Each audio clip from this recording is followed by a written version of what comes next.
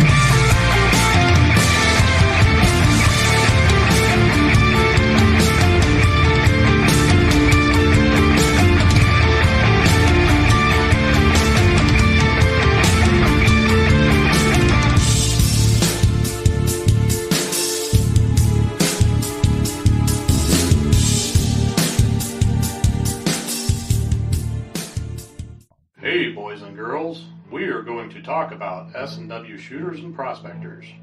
What is S&W shooters and prospectors? We at S&W Shooters and Prospectors help people find treasure. Did you say treasure? Yes, treasure. Just listen to this amazing review from our happy customer, Jackie Sparrow. Chuck was shipshape and a pleasure to deal with. I was able to buy everything that I needed at prices that were shillings less than others. I found my 9 pieces of 8 in no time. Savvy? I know you're asking yourself, why should I shop at S&W Shooter and Prospectors? Chuck Smalley has over 45 years of metal detecting experience. He works with each customer one-on-one to customize their setup to match their skill level. So if you always dreamt of being a pirate, contact Chuck at S&W Shooters and Prospectors and he'll dig up a great deal for you. iPads and rum not included. Caution. Please do not operate motor vehicles or power equipment while under the influence of this show. Listening to this show could cause side effects such as bouts of laughter, violent binges of cabin fever, and even dreams of silver and gold. Please be advised. Now that the fine print is out of the way, on with the show.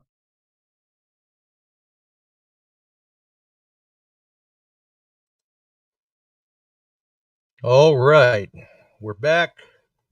We're live once again.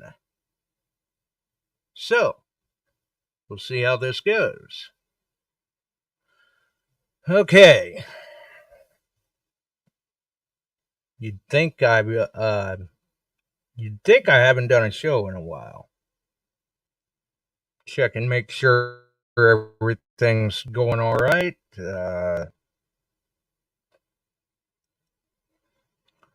Hopefully the audio's okay.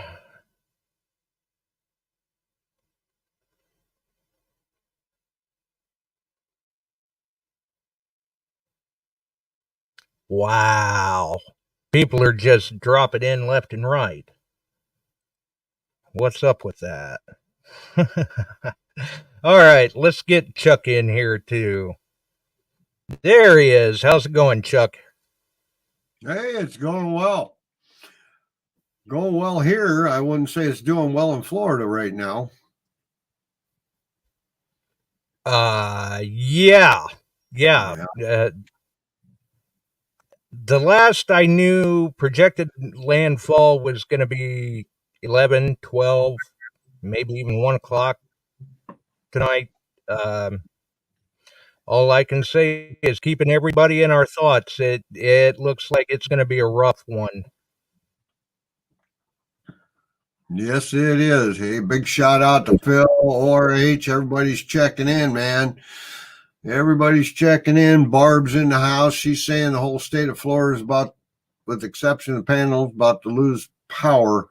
they announced today that they have a setup where they have 50,000 linemen coming in from California all the way back to New York State. They've got them coming in to take care of it, and it's already kind of making landfall now. Been tracking it where we're on a standby situation here where they contacted, and we've got a group ready to head out with 2 engines and head down under our MABUS agreements with them. And oh man, ORH said the Waffle House even closed down there. Anyway, we've got a task force ready to. Right now, they have us standing by. Don't know. I've got several off my department due to go because their skill levels in certain things. One of them is a technical rescue expert. A couple others are upper level firefighter, that type of stuff. Even got me on the list as a chief to go. So we'll see how it goes. That's all I can tell you. I'm on the need to know basis. Earlier, they told us we may leave tomorrow morning. Right now, they told us to stand down till tomorrow morning to find out what they need, which is normal. Hurry up and wait. Right. Yeah. Right. So, I mean, the call could come anytime or not at all. Right. So ORH says his son-in-law is down there. He got staged from the Carolinas. They moved them in. Mark Watrous, he goes, did I learn any new English in England? Well, last night we were paged out to a plant site here called Plains LPG, and I've got to dial an emergency number to get in there. All the alarms, sirens were going off. We're staged out there. There had been a bright flash, an explosion, and where we narrowed it down to was that area, thinking a transformer went or an electrical substation went, something in that area. And the gentleman that mans that place was up in Michigan being trained by the company, and they're Canadian based. And I called the emergency number, telling them what they had. And I had a lady from Canada go in there. She couldn't understand me because she couldn't understand my accent because she's from Canada. That's exactly what she said. My guys are standing there looking at me, and I'm going, I didn't know we had accents.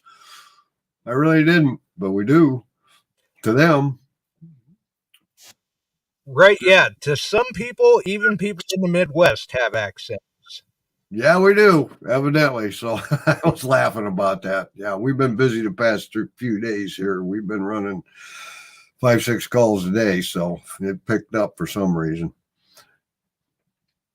If she had problems understanding you because of your accent, My accent. It's probably a good thing you weren't from Brooklyn or Maine or Chicago. South Chicago's got a pretty good accent going, or let's say down around Barb's area of the country. Yeah, Mississippi. I mean, all of those would have confused the heck out of her. Yeah. Emery's telling us that he's probably going to end up in Florida as a union laborer, clearing roads from trees and debris. Well, Emery, if you go, be safe. Yeah, absolutely. So, gotta be safe about it. Yep. Yeah, ORH, I should have messed with her and told her warranty expired. Was about to expire. No, we had a situation we had to take care of. I explained it to her 3 times. I talked real slow then. Hello, Tam. But put me on the phone with someone else. I'll explain it to them. Yeah. But that was at midnight.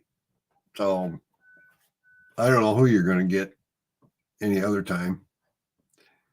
Yeah, got a good crew in the house tonight. Well, Josh and I got talking this afternoon together, and I was telling him about the situation we have here about possibly deploying. And he said, I'm going to talk about emergency preparedness tonight. That's what we decided we'd talk about a little bit. Do you really prep? Are you really prepared for something that comes in? I know Barb dodged a big bullet with that storm that kind of went west of her there. But still, when some areas down in there, one place registered 24 inches of rain. I think 2 foot of water just fell. And in a lot of cases, sometimes it has no place to go, and other times it rushes. And then they had a couple major dam breaks, and I mean, little towns down along those smaller creeks that are, being fed by the dammed up water are gone, literally gone. So, man, Tampa's getting 120-mile-an-hour winds. Oh, right. Yeah. It's something else down there. I know they had said earlier today that it had lost a little bit of its power, but it was still a hair below a Cat 5. Yeah.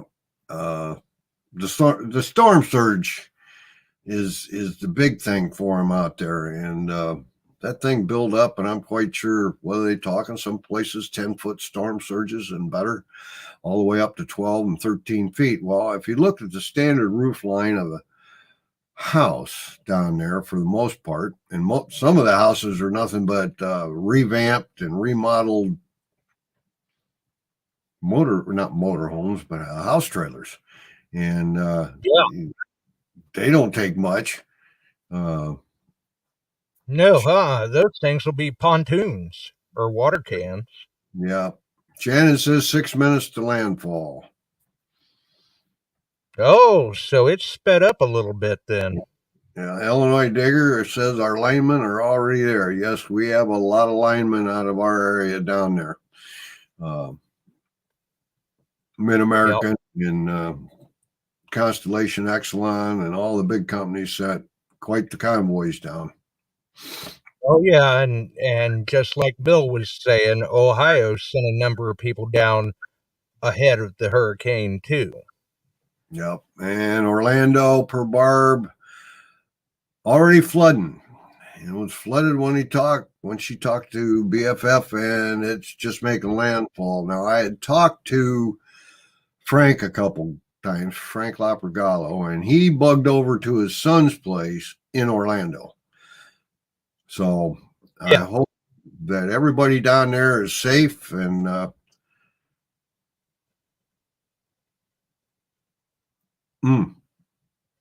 man. And Tim works, Illinois Digger, Tim, he works for Mead Electric, ComEd's largest Chicagoland contractor. So I'm quite sure there'll be more call for you. So we'll see. Yeah, I would think so. They were talking the insurance rates on the national news tonight in Florida. Average homeowner down there now pays $7,000 a year for insurance.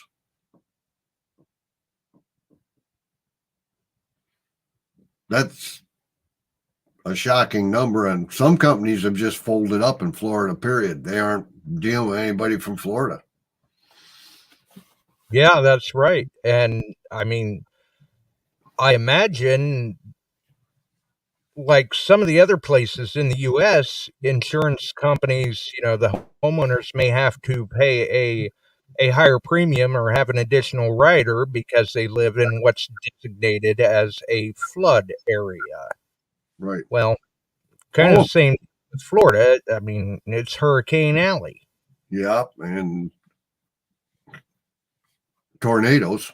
They had at one point this afternoon, I was checking in on it, they had 8 or 9 tornadoes on the ground and water spouts to boot too, coming in. Yeah, it's just a crazy number that was in front of that storm. Yeah. So, and then it's supposed to cross over and head on up outside the coast and actually curve back out in the Atlantic. That's what they're predicting. We'll see what happens there. But Right, that's what we hope. Mm-hmm. So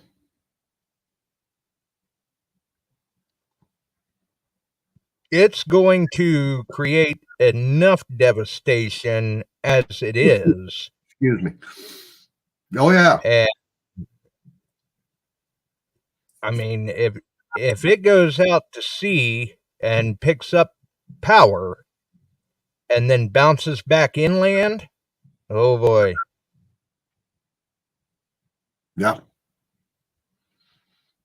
But right now the track it's taken is along the Atlantic and then a slow curve back out. We'll see if that actually happens. Right. Yeah. I mean, that remains to be seen. And we hope that's the way it goes, definitely, because as little amount of time as possible is the best case scenario for that thing to hang around. Right. Well, it's preparedness for storms and bug out. How many of you prepared for bug out if you have to? I've got some prep for that, but I'm not a true prepper. We've got prep for power outage, generator, that kind of stuff.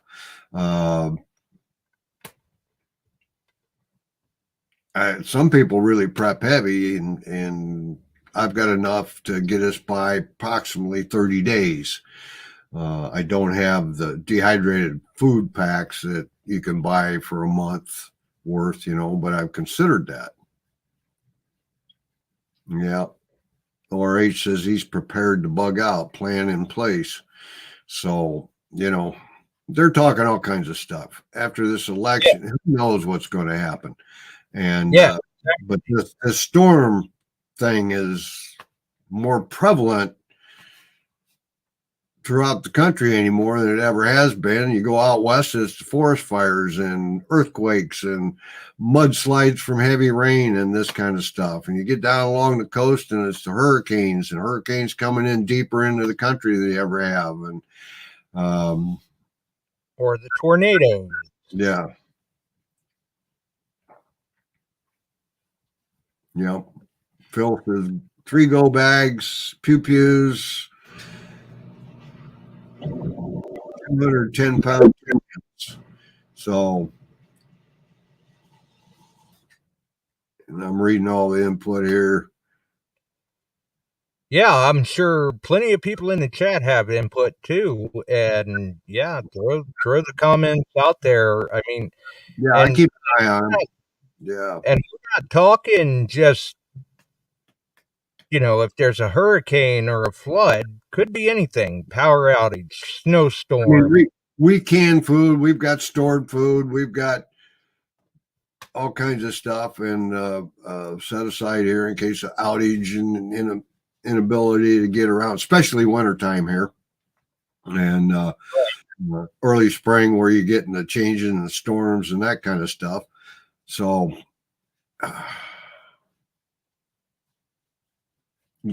you could prepare for 50 different things, and the 51st thing that you didn't plan for happens.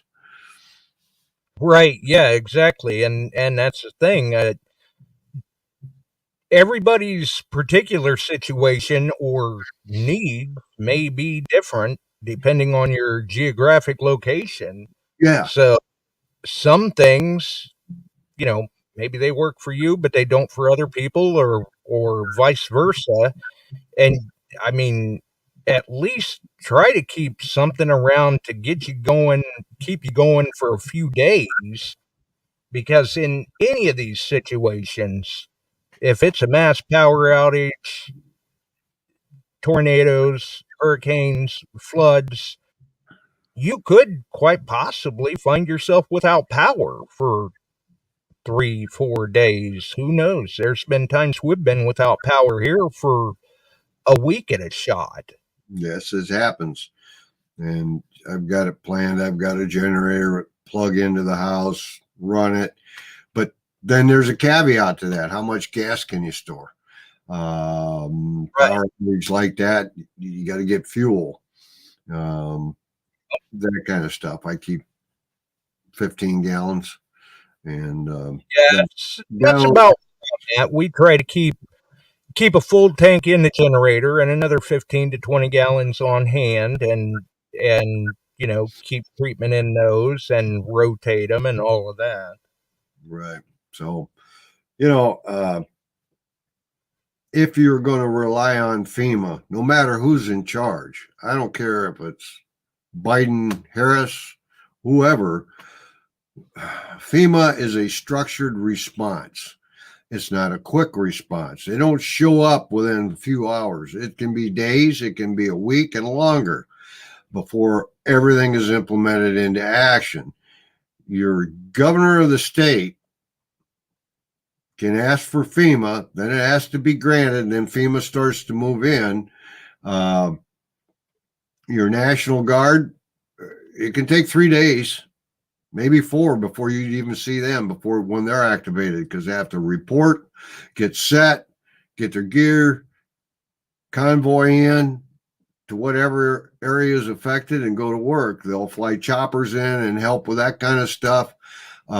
This thing that hit down south was much, much larger than noted it might be, because it roared in and stayed together as a tropical storm a long ways, even up to a Category 1 hurricane, deep inland, deeper than they normally ever go.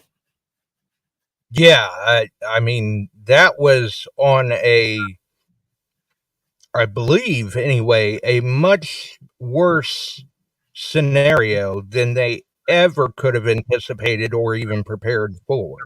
Mm-hmm. And, I've got a little solar set up to power up the phone and charge that, and small stuff. I considered the bigger one. Right. Simply because it's solar, you can at least power some things beyond gasoline. Yeah, absolutely. I mean, and some people, they may not be able to afford a generator, or they don't have that luxury, but like you said, a solar panel set up to at least keep your phone charged, or be able to plug a radio into or something, so you can at least hear what's going on. Or another thing, I mean, those solar setups are not all that expensive if you're doing it on a small scale like that. Something to charge a phone, plug a radio in, anything like that. And one of the things that really surprised me, especially with Helene, was the fact that nobody really had, well, not many anyway, had any form of communication, because in the technological age that we're in, everybody just automatically assumes, well, if I'm in trouble, I can call somebody. But what happens when the cell phone towers go down? Keep some people may be young enough that they may have never even heard of Citizens Band radio. Right. Ham radio, Citizen. It used to be there was a ham network in case of emergency that was huge. And they did civil defense. That stuff is dead. Well, it's not that hard to get your ham radio license. I mean, I'm licensed for ham radio, and although it does seem like it's dead for what it used to be, say 20 years ago, right, there is still a lot of activity. There are still local clubs for many people, and even right now, I've got 2 ham radios. They're usually ready to go. They're tied into a linked repeater system. If that goes down, they can be programmed to a different frequency. At least you can hear what's going on, or get word out to somebody right. if you're in a serious situation. And a lot of people didn't even have that option. Right. They I've got to answer a question here. Emery asked me a question.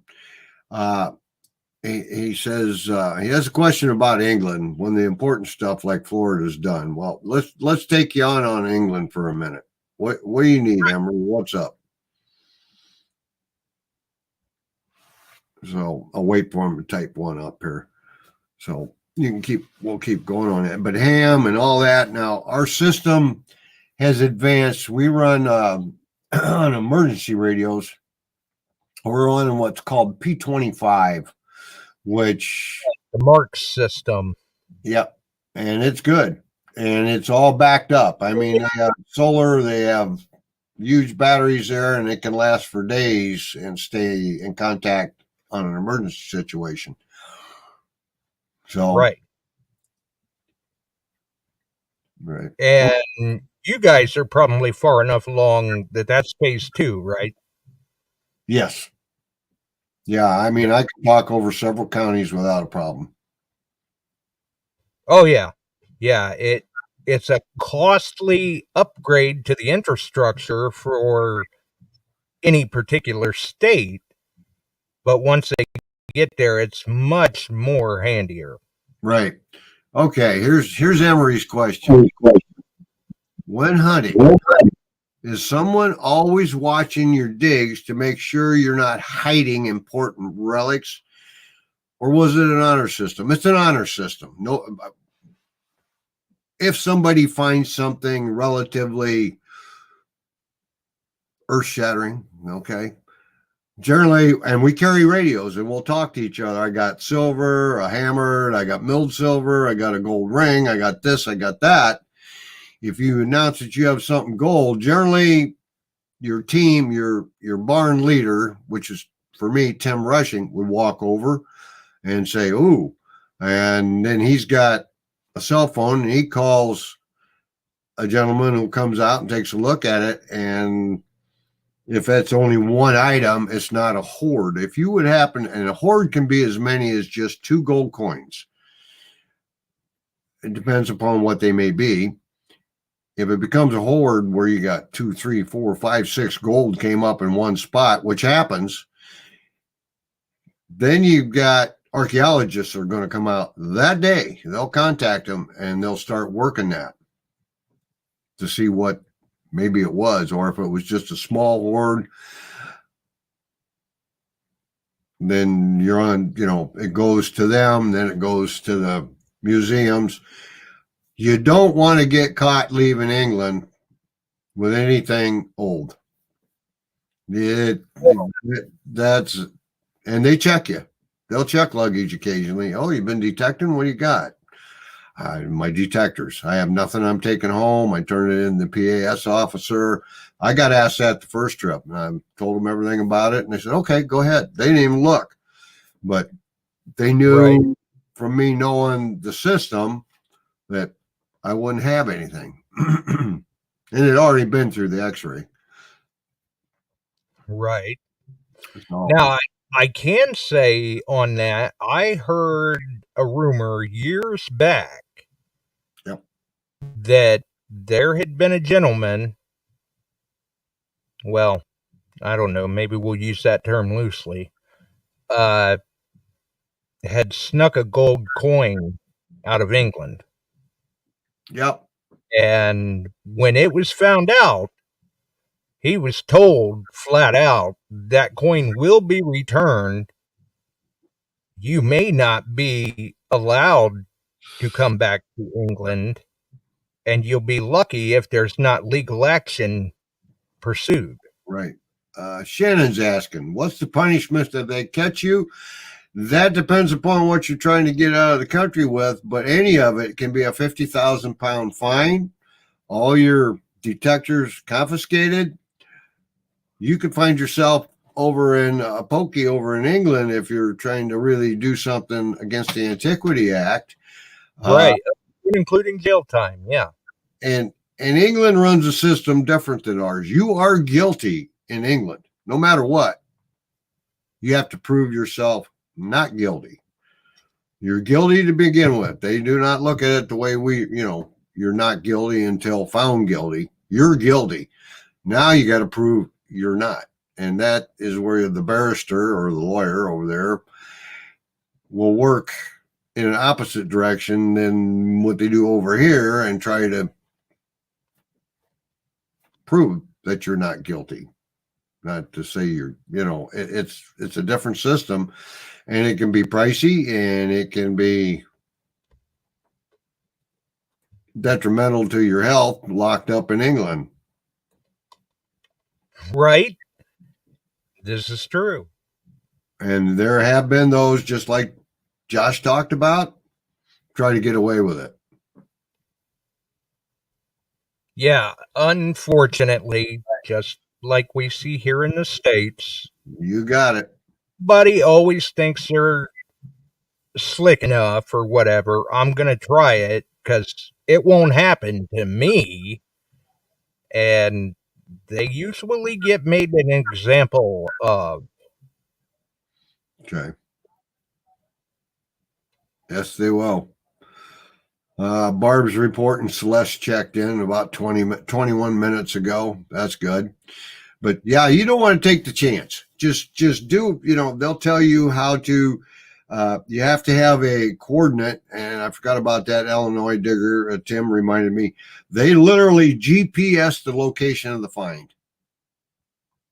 Oh, yeah, absolutely they do. Target and turn it all in, and it goes through the hands of the PS coroner, and it can be deemed treasure. Then it goes in front of the museum, and they will ask you, do you want to donate it? Most everybody says no. Then at that point, it's put up amongst the museum group over there for an auction. And it can take, this is something that can take a couple years and longer. And I'll explain that in a minute. Hang on, I got to take the call. Maybe.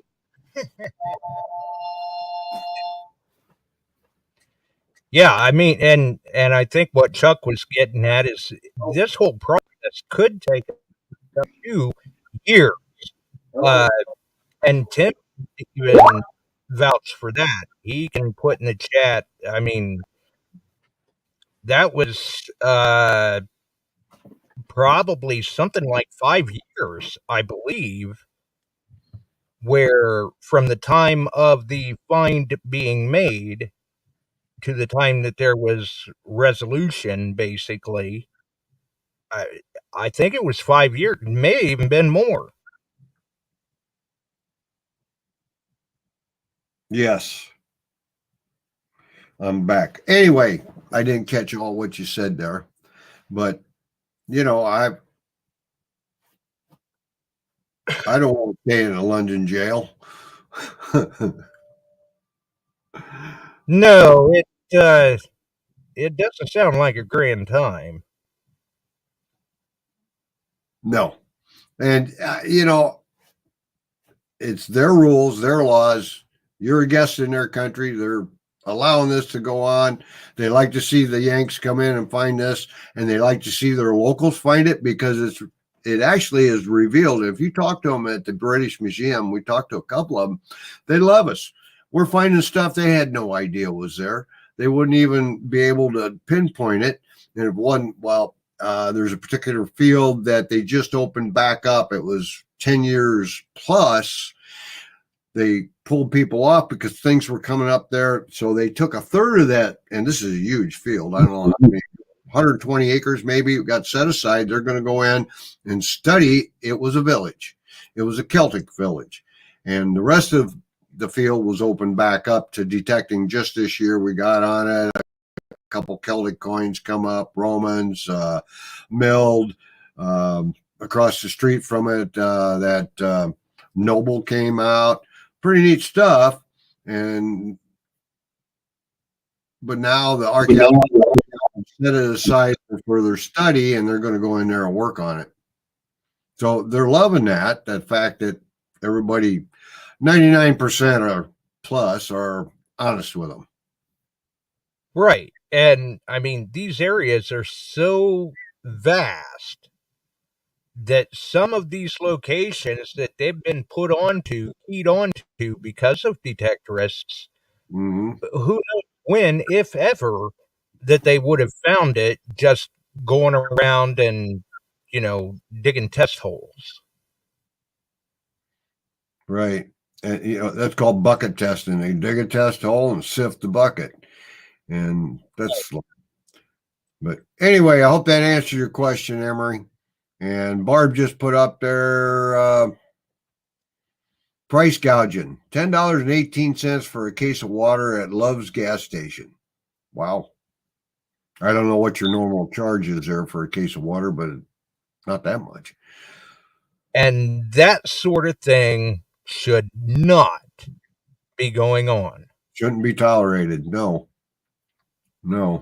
Absolutely not. I mean, I heard a rumor that there was somebody, I can't remember now which state they were from. I think they were flying a helicopter in North Carolina to rescue people at the cost of $1,000 a person.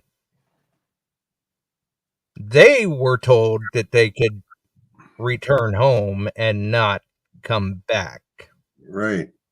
That's no, ain't good stuff. No. And that's the thing, like we had talked earlier, people, they don't factor in a response time. The fire department, the EMTs, the linemen, FEMA, whatever, there's a response time. And you have to give them time to get there. In the meantime, do the civil thing and help your neighbor. Right. I mean,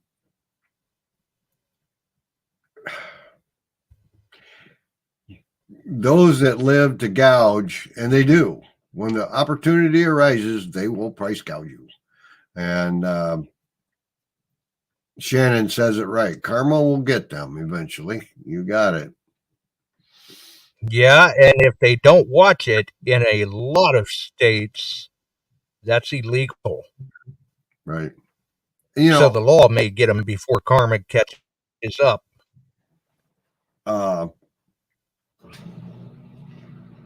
We had a tornado hit Cordova early 1991. We lost 32 homes. There was, to see what a tornado, the path of destruction is, it's gone. It's total. It's gone. It's just spread out. 3 houses actually were rolled over and put in the river. We only had a couple minor injuries. That's fine. But we had people show up that very next morning, and they were picking up stuff, and they had the state troopers there. And a friend of mine, Mike McCullough, his flat bottom motor got wrapped around a huge telephone. I mean, literally wrapped around a telephone pole. This is a 18-foot, 6-foot wide center console, nice fishing boat. They showed up at a trailer. They were trying to get this boat off the pole. And the trooper went in and said, "Is this your boat?" No. What are you doing? Well, we were just trying to get it off the pole. What they were doing was picking up whatever they could to go scrap it. Just right. And that's frowned upon as well. At that point, they totally barricaded their area and routed traffic around and did that so people could get what was theirs picked up if they could find it. And in these floods, the amount of destruction and personal loss down with this winds and everything that's occurring with a hurricane, it's gone. Sometimes it's just, it's not like your roof blew off and most everything's still there. It's gone. And right. Yeah, Jason, you're right. That money would come in handy, donated to the Ukrainian forces. And that's FEMA and how much you're giving out. Well, one side saying, no, we've given out millions of dollars, but there's still people saying we haven't seen anybody from FEMA. Well, Okay, FEMA is an organized advance. They set up shop. They advertise where it's at. They try to send people to all locations when they can, but they try to get the word out. You come see us. Tell us what your problem is. We'll get you signed up. They just don't have enough feet on the ground to spread out over huge areas like some of, I mean, we're talking 3-4 states down there for 3,400 to 4,000 FEMA agents. They have to set up offices, and FEMA does suck, doesn't it, Barb?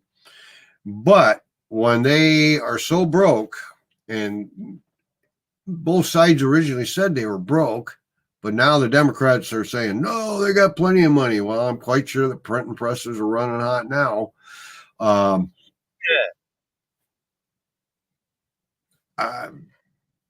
It's bureaucracy at its best. Right. And people are hurting, and they're giving a little bit of cash out here. This will buy you a couple dinners, this kind of stuff. Yeah, you're right, Barb. Kamala says they aren't broke. If they hadn't given everything out to the illegals, maybe. But they still don't have enough manpower. They aren't funded well enough to take care of the amount of disasters that go on in any one area of the United States, it seems like. From tornadoes to what I was talking about before, the forest fires, the mudslides, the earthquakes, all this stuff that happens, or hurricanes, tornadic activity, it's bad. Yeah, and it does. It takes time to orchestrate a response. And I know 20 plus years ago, we had severe flooding in our area where there were a number of people that were displaced, a number of people that were out of power. I was up there, helping with the sandbag effort, helping pick up whatever, anything that could be done. Because at that point, that's exactly what they needed. They needed manpower. They needed somebody to direct. You go to this area, you go to this area, you do this, you do that. Somebody to oversee logistics until official manpower got there. And then at that point, you want to back off, you don't want to get in the way or whatever, hey, that's fine. But until then, if you're able-bodied enough, do something to help out. Right.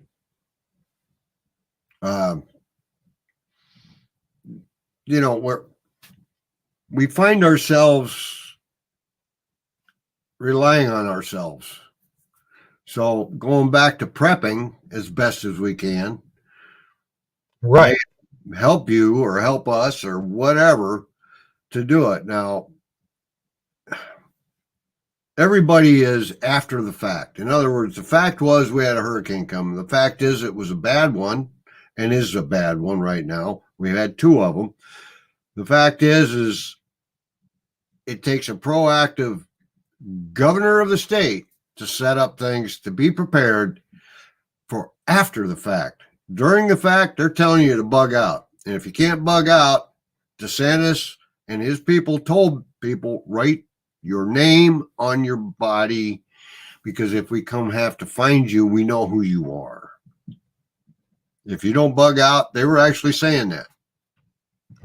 Write your name on your body somewhere so we know who you are.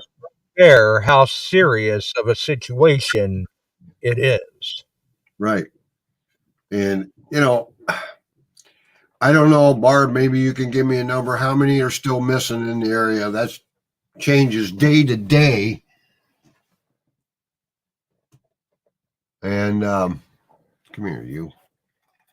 Huh. So how many are still missing? I don't know. At one point I was hearing 500. Yeah, I don't think they have any concrete number because like you said, it's a very fluid situation.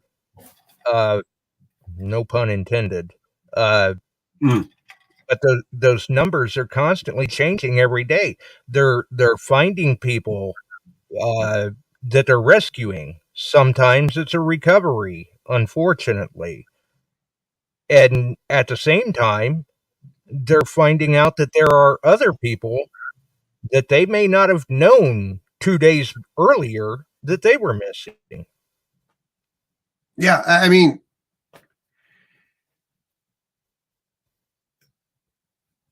it's a daunting task for anybody, and we can plan and pre-plan to plan to plan to plan to plan. It doesn't always go as a plan is written up to go, and we have to be fluid in the way we move about things. Ready? Yeah, adapt. Yeah. The Marine Corps, adapt and move forward. And there's no definitive answer to your prepping. I'm prepared for situations beyond normal activity to a certain point. I've seen guys, they've got the cellar, they've got everything in there, and gals, and they put away dried foods and beans. And I have a stock inventory of food, 30 to 35 days worth without a problem, maybe even 40. And I'm not relying on frozen stuff. I've got canned and dried and different stuff like that, because if you lose your power, your frozen stuff is, unless you can eat fast. Right. So Yeah, and I mean, like you said, no plan is foolproof, and you can try to plan for any sort of issue, but that doesn't mean that you think of everything. But the important thing is, even just a little bit of planning will get you a whole lot further than you think, especially in a situation where we're seeing it could take days, a week, maybe longer before help gets to you. And then, even with help getting there, especially in North Carolina's situation, some of these people could be without power for months yet. yes. And yes, I do have a mouse in here. I got a mouse in here. I looked down, I got a little field mouse. I'm trying to snag him. Where the hell Well, did he come from? Anyway, he knows you've got to stock up too. yes, he does. And he's going, "Hey, I'm no dummy. I know He winners." was watching me. I was gonna give him a smash. Little shit.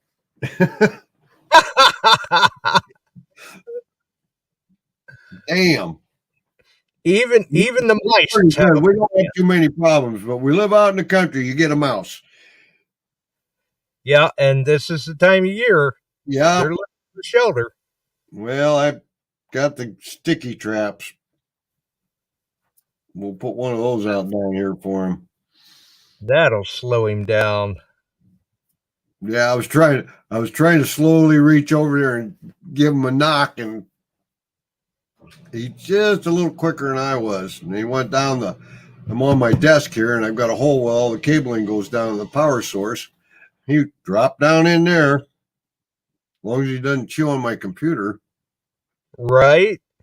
Yeah, all of a sudden, if the truck falls off, we know what happened. Or H1H. We keep the mice down in here, but yeah, if you got one, you got more than one. Yeah, unfortunately, Yep, fields are coming in. it goes. Yep. And, you know, some people may not even have the space to to be able to stock up that much, but if they can at least stock up, have enough to get them by for a few days, that even goes a long way too, because in the day and age that we're in, everybody's like, oh, well, I don't need to buy, 2 cases of bottled water because the store's just right down the road. Yeah. Sometimes And that's the way. that is the one thing I'm able to do is have water. I got the generator. I can pump it.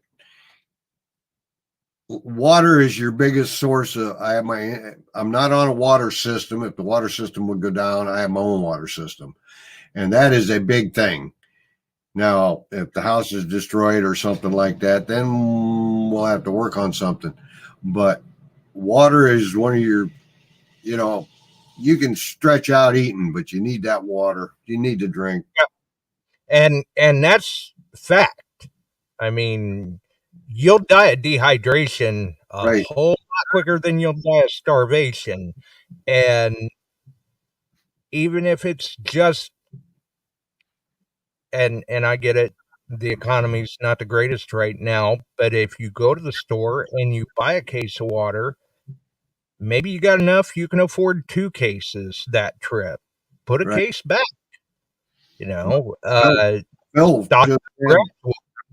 Phil just said this, Josh, had our basement full of prep gear until 5, I can't tell you how much, it took a big jump here, 5 feet of water, field water came in and sat for 2 weeks. Yeah. And that is unfortunate when that happens. And believe me, I know our basement has flooded twice in the time that we've lived here. And it's very costly. It's very disastrous. It's very frustrating, but you can pick up pieces.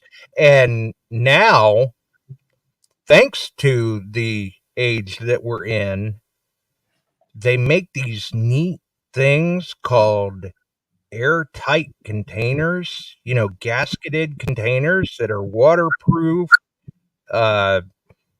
You could store things in those in the basement if your basement's prone to flooding. They even make buckets that way, ammo tins, whatever I got ammo. And then we've got storage for our dry foods and, of course, canned goods. But I try to rotate canned goods. Canned goods it can go bad on you. So we rotate them out as necessary and put fish in. And they don't do you a lick of good if they're not good. Yep. That's correct. One thing that you can do is buy some honey. Buy a good container of honey. If you make some bread and have honey, and honey doesn't go bad. No. Natural honey does not go bad. They've found honey in tombs of the pharaohs that was still good. Right. And sometimes maybe people think, okay, hey, I want to pick up a container of that, because they could use it as sweetener in their coffee or their tea or, quick boost of energy, things like that. Foods out there, they have a long shelf life. Yeah. And sometimes they see that maybe it starts to crystallize. Right. You can reform that. That is still viable. It's still usable. And for the people, we were talking about the water. They don't have the ability to store or whatever. Maybe think about an alternative water source, a way to purify water if you need to, a way to boil it if you need to, things like that. I mean, at least you got to back up. I got one of the old camp stove type. Oh yeah. I got a way to cook. I got a way to heat the house. I've got water. That's the basics that you gotta have, and hopefully I can power the cell phone if I need communication. course, in my position, I've got a couple radios I can get on, and Right. we'll be helping other people. That's the other thing. I don't do the helping the other people. I don't take that lightly. We can do the best we can. Our neighborhood does a lot of canning. All of us do a lot of canning, and we've got canned foods that will carry us over too. And if you like spaghetti, I can feed you about 3 weeks worth of spaghetti, mac and cheese, that kind of stuff. Hey, though, and some people may think that that's funny, or oh well, I don't eat that stuff. Well, when you don't have anything, it's better than nothing. Yep. And Tim says his wife's a honey freak. Well, my wife is too. But we've got honey put aside. We've got other stuff, and we can make our own bread if we have to. And we'll get by for a while. Oh, yeah. And I've got a couple rifles, and if things get tight, there's some good venison on the hoof out there I can carve up. Yep. There you go. Yeah. And if you're ever in a situation, God forbid, where it's really apocalyptic and you are in need of ammunition because you didn't stockpile enough or any, it might be wise to purchase a firearm that is chambered in a common, easily available caliber. If you're going to feed the family, there's 2 guns to have, a 22 rifle. Yep. And a shotgun. 12 gauge. Preferably. Simply because of the fact that it's a very common chamber. And Armalite used to be what I think they call the R7. It's a collapsible into the stock 22 caliber rifle. Yes, you can eat squirrel. You got rabbit. You got different things out there. 12 gauge and a few boxes of shells and a walk and a few quail or pheasant or whatever, dove, whatever it takes to live. If we're out there and having to do that, well, I'm sorry, DNR. If I got to feed a family and friends, I'm going to do it. Right. Yeah. I mean, for some people, sure. It's not Domino's. No. And it may not even be something that you like, but it'll keep you alive. Right.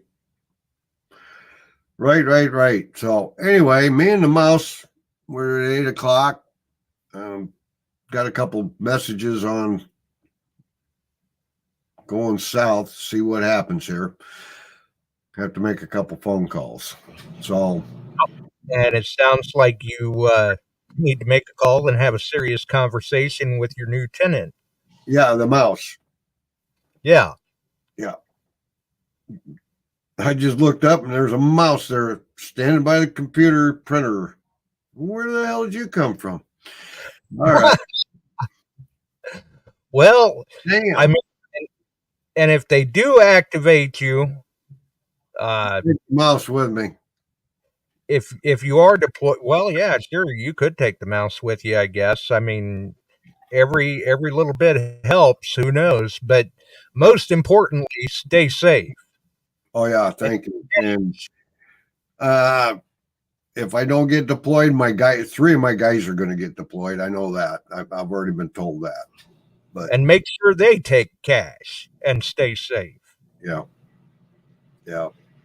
I've worked one of these before, helping guys get going and get them out of here and that stuff. So we're just on the cusp of it. And they may have enough from the other MABUS groups throughout the country already sent in or already on standby. We don't know, but they contacted our division head here and said, get them ready to go. Okay, so we're about ready. They're going to keep allocating resources until they feel like they have enough. That's right. And sometimes enough is not enough. So, but everybody be safe out there, will you?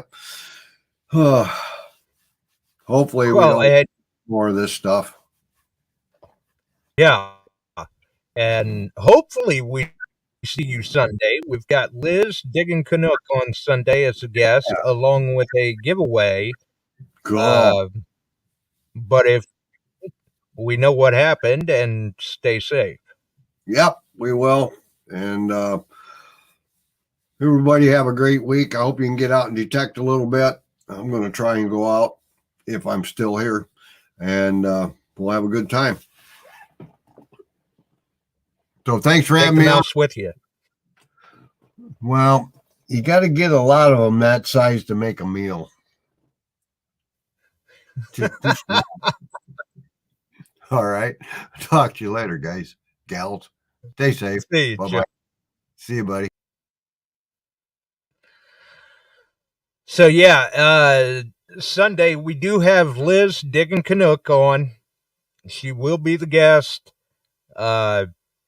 Looking forward to it. There will be a small giveaway. You didn't hear it from me, but let's just say a little birdie says if you go and check her timeline or even the Beyond Sight and Sound page, you'll get the details there of what is being given away. Just a small prize. And it's definitely food for thought. And we've done shows before on field safety, medical awareness, things of that nature, Lyme's disease, tree wells, so on and so forth.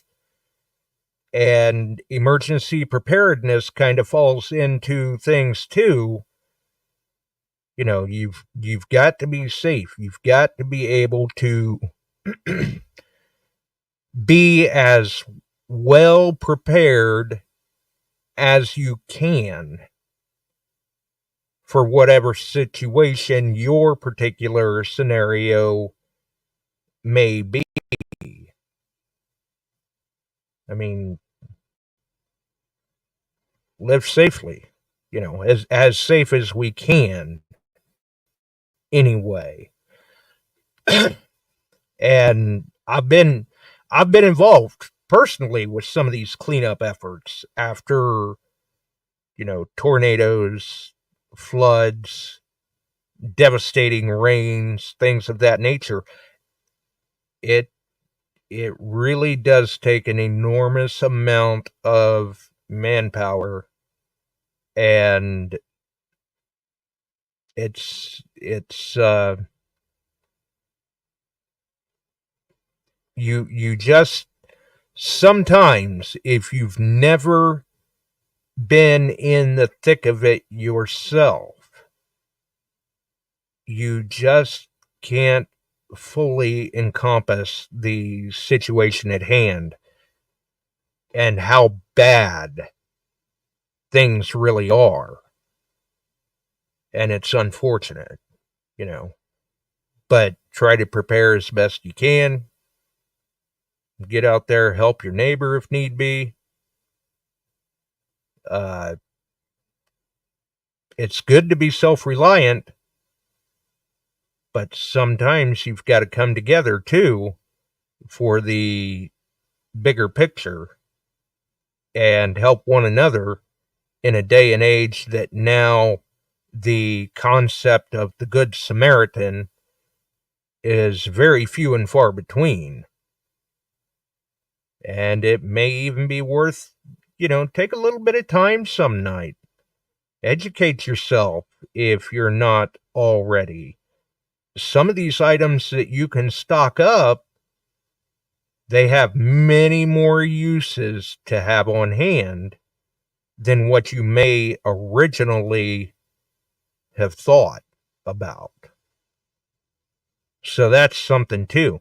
But most importantly, I think the thing that a lot of people can take away from things that have been going on lately, the current state of weather patterns, natural disasters, things like that, we are so very heavily reliant on the technology that we have at our disposal today.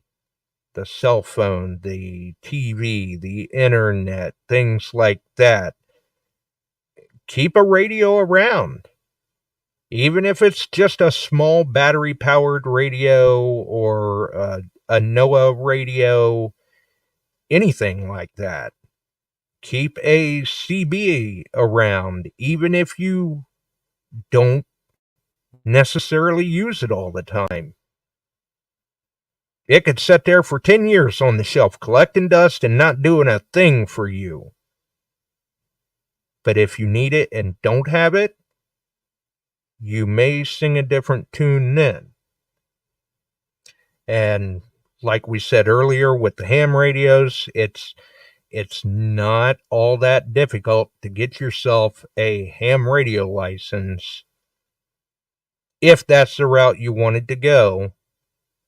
They don't take up a whole lot of space, and regardless of whether it's citizens band or amateur radio, a little bit of education can go a long way. In a real pinch, because I'm sure some people are probably saying, well, what good does that do me if a storm comes through and knocks out my antenna? A little bit of education in a real pinch, you can MacGyver something together to make yourself an antenna. It may not be the greatest, it may not be the most powerful, but it may at least be enough that you can find out what's going on or get word to someone else about you or one of your loved ones or neighbors. Think about it. Even something small like that. Now they make these ham radios. Some of them basically are disposable. You can pick one up, 20, 30, 40 bucks, something like that. Solar panels to charge your phones. Yeah, they may not be the big ones, but at least they could charge your phone 50, 60 bucks probably, or even they make USB battery packs that have a solar panel built right into the side of them. Sure, it may take a while to completely charge that battery pack, but it's an option. Something is better than nothing. And the little something that we're all able to do, you never know, may have just saved somebody's life. And at that point, what was that cost? Sure, it may have taken 50 bucks out of your pocket to make sure that you had that on hand. But to the person that just saved their life, that cost is priceless. Remember that, folks. Stay safe, especially those that are in the path of Milton. Keeping everyone in our thoughts and prayers, and everyone that continues to recover and will for months from the devastation from Helene. Have a safe evening, folks. We're out of here. We sure are glad you found us here tonight. Thanks for dropping by and joining in. If you like metal detecting, treasure hunting, gold prospecting, or even entertaining discussion, check us out Wednesdays and Sundays, 8 p.m. Eastern, on your favorite podcast distribution services.